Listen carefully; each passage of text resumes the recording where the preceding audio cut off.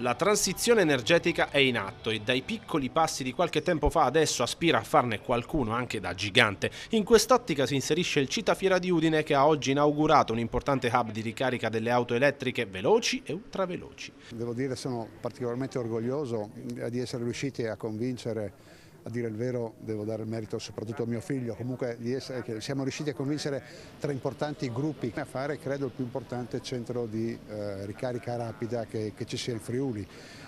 Con già 20-25 colonnine che arrivano fino a 350 kW e con la predisposizione al raddoppio anche.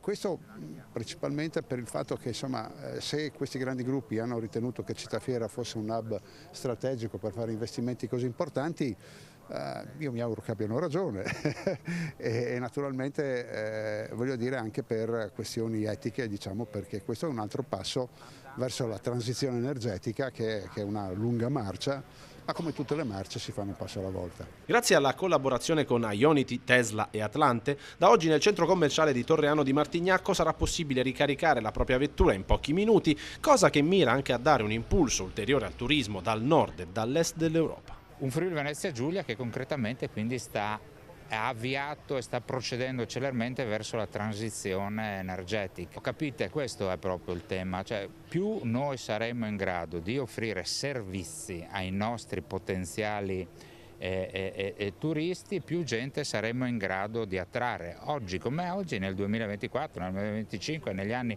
a venire, anche avere stazioni come questa sarà importante, sarà fattore attrattivo. Tutti quelli che arrivano dal nord, per esempio, poi qua ci troviamo in uno snodo logistico importante, verranno attratti anche da questa piazzola, ma anche da ciò che sta attorno alla piazzola. Non dimentichiamoci che c'è Citafiera, lo stadio dell'Udinese Calcio, la squadra dell'Udinese Calcio, la fiera di Udine, insomma un piccolo ecosistema molto effervescente.